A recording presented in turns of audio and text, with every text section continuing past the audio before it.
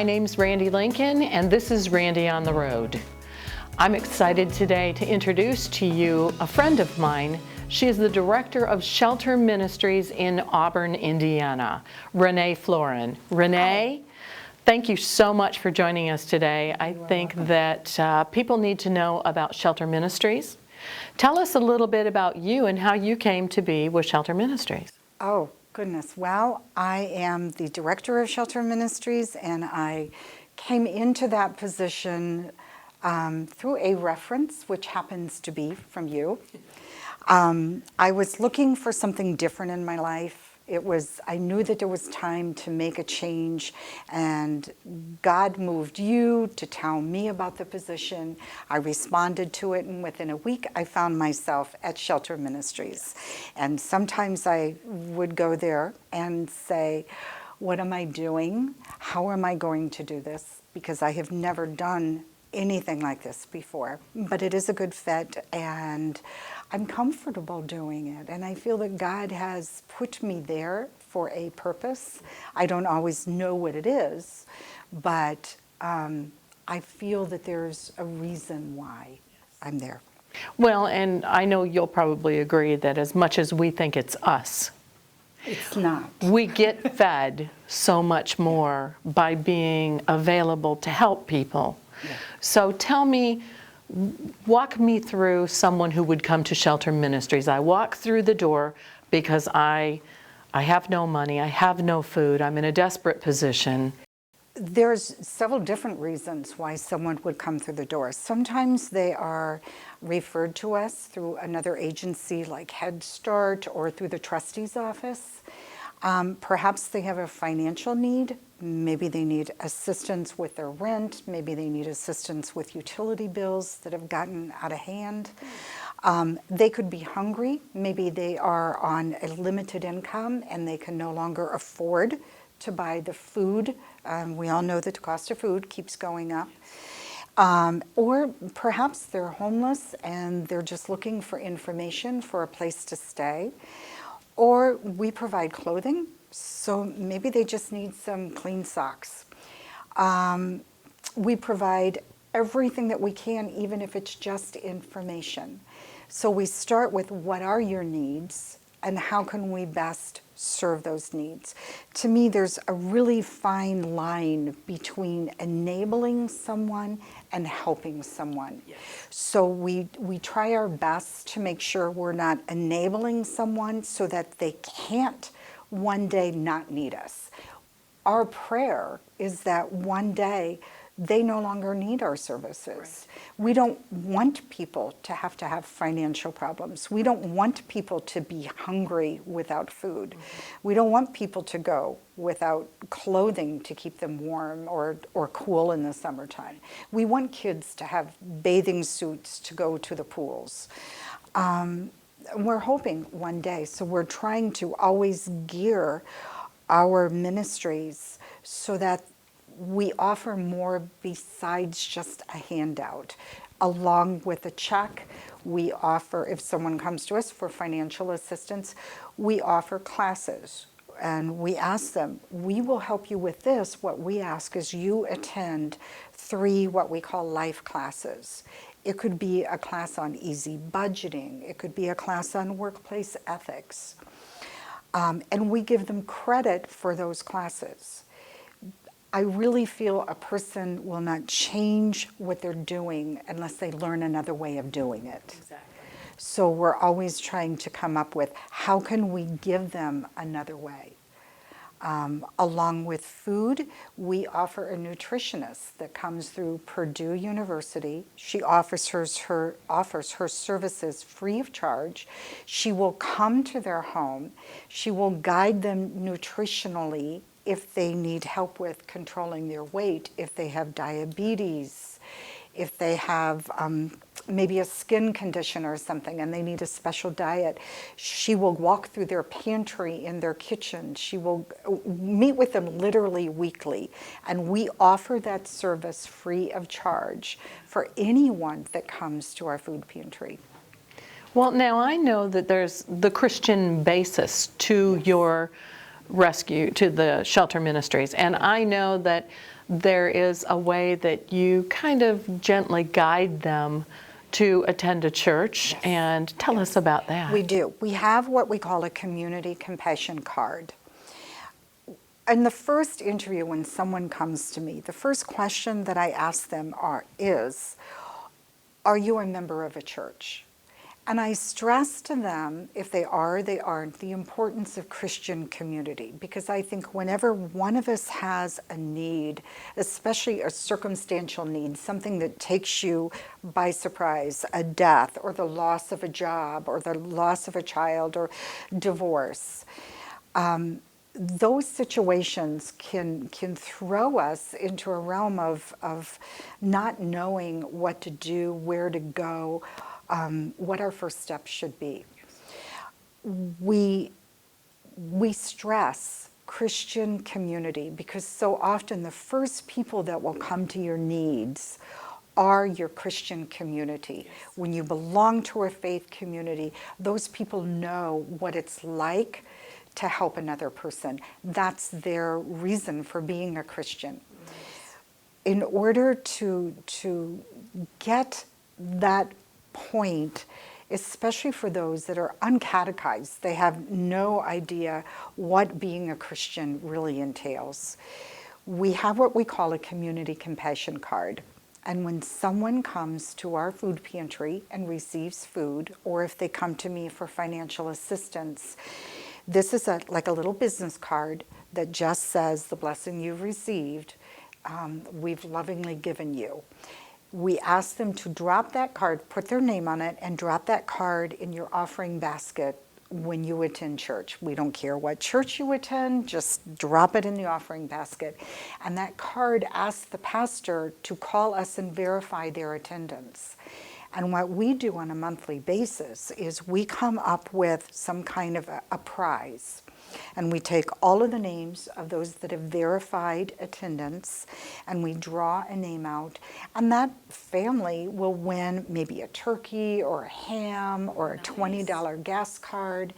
And what we tell them is, we could feed your body, but attending church, we will let God feed your soul. And move that to the next level of really understanding where the gifts they're receiving come from. Because the people that give donations to shelter ministries, be it financial or be it food, they give it out of love. Yes. And out of that sense of, I'm a Christian and I want to do what's asked of me. And we want those that receive it to understand that that's where it came from. Being a Christian organization, when people come into the food pantry, if they express a concern and they say, well, say a little prayer for me, I'm hoping I get a job or I get called back to my job, we stop what we're doing. We don't say, okay, yeah, I'll pray for you later. We grab their hands and say, right then and there, yes. May God open windows and doors for you, and et cetera. The prayer is there. And when someone has a need, my volunteers are wonderful. They've got the biggest Christian hearts, and they're there for the people. We're here so that one day you don't need us, yes. Is what we are hoping. And Renee, I know that what you just said about the way that you stop and you pray and the way that the volunteers help is because of your leadership. Because it takes someone with a heart like that to guide people and to lead people into that type of help. And I know that it has not always been that way at Shelter Ministries, but you really brought something to the table that has changed everything there. So let me ask you this, how many people per year do you serve? Per year, I'm not sure, but I could tell you in January, our food pantry did 747 people. Wow.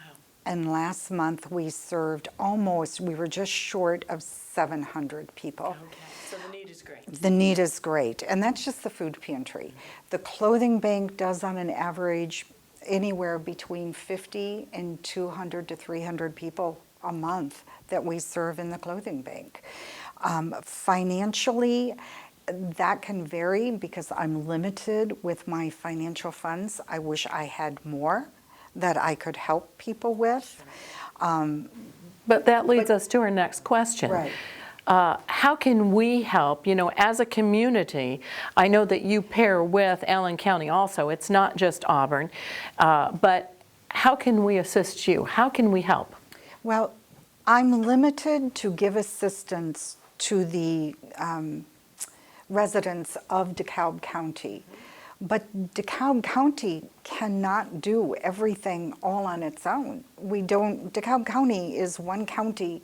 Indiana's a big state. Right. So I look forward to receiving resources from other organizations, from other counties to help us.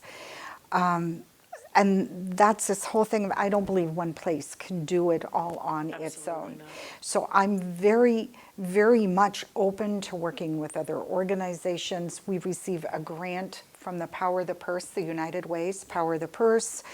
I am the representative in DeKalb County for the Salvation Army.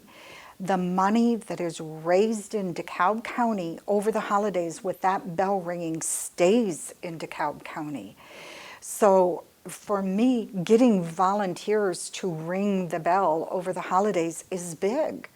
The money that is raised will double or triple if there's a bell ringer there versus if there isn't. But it's not easy to get volunteers. But that's where my financial assistance, that money comes from. So we can help. We can be a bell ringer. Absolutely. If we just wanted to volunteer and we weren't quite sure how we could help you, yes, we can just give you a call and see how we fit into the puzzle, maybe helping with the food bank, helping with the clothing bank. And those everybody are all has a possibilities. different, we also have the DeKalb County Christmas Bureau. So for a woman, maybe she likes to shop for toys and there's a big sale on Legos. And she thinks Legos would be a big hit for the holidays. She can pick them up, bring them to the shelter, and we will reimburse them for her. All I need to know is a phone call in advance, getting permission that this is what I want to do. If someone wants to donate 2 hours, 4 hours a week, that's wonderful. We don't run using invisible hands. Each individual, every volunteer is the hands and feet and the voice of God.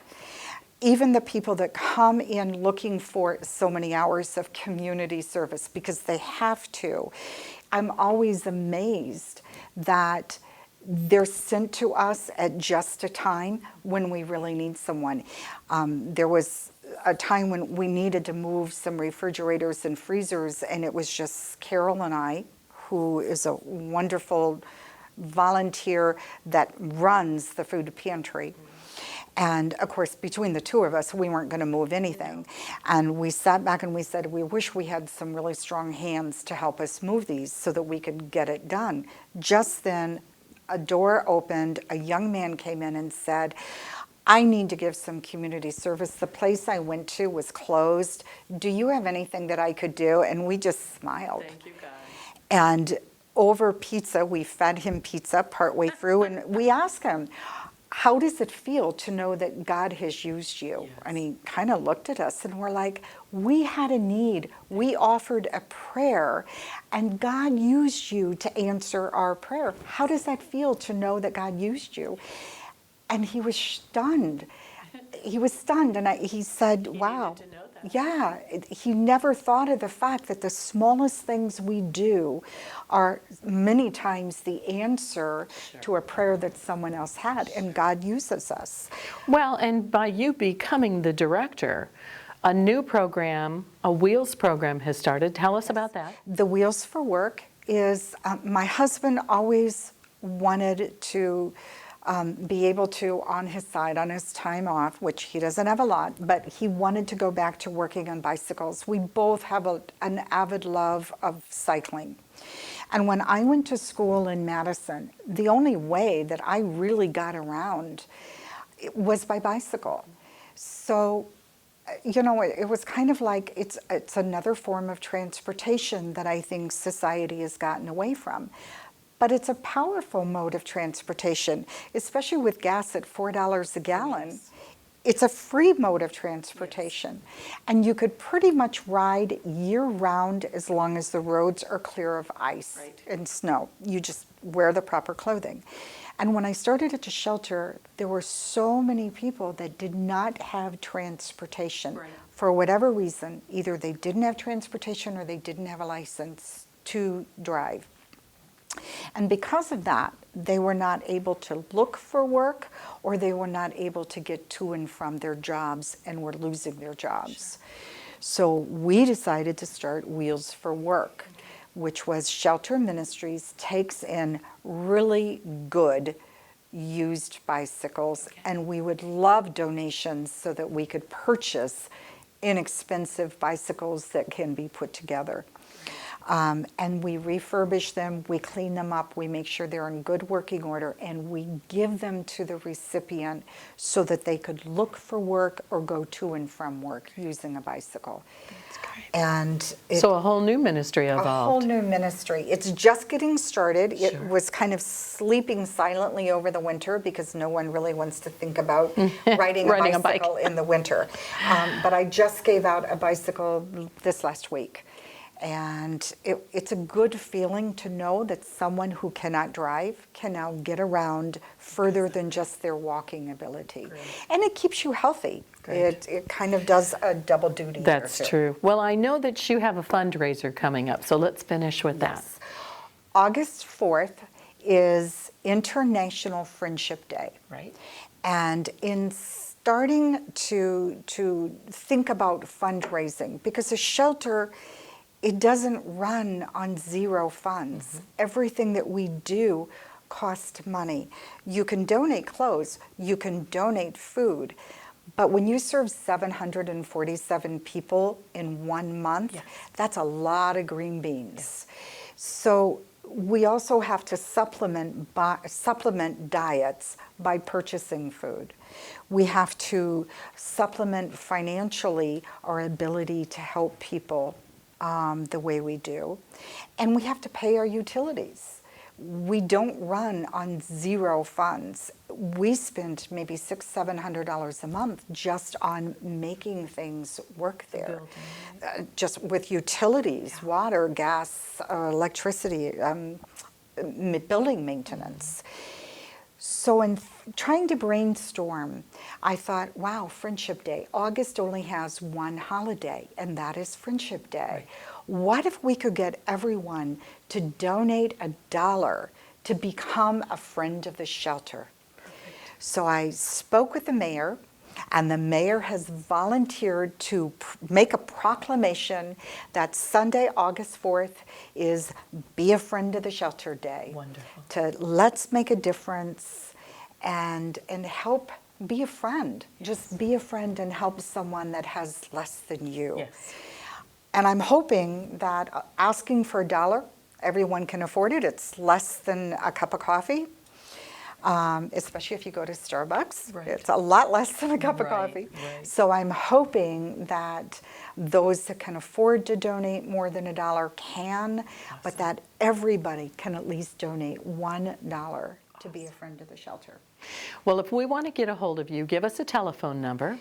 The shelter number is area code 260-925-9200. And a website? It is shelterministries.org. So, Shelter Ministries in Auburn, Indiana, you now have another resource that you can share with someone that may be in need in Dekalb County. Renee Florin, as the director, you've got her telephone number, you've got her website. Could you maybe share with your church that August 4th could be Friendship Day and each person could share $1 to become a friend of someone at Shelter Ministries? Think about how you can help. Maybe call and volunteer a couple hours a month. Maybe you've got something that you could help with, like a bicycle that's still in good condition that you're not using. How can we help Renee help us to help other people? That's what it's all about. My name's Randi Lincoln. Thanks for joining us.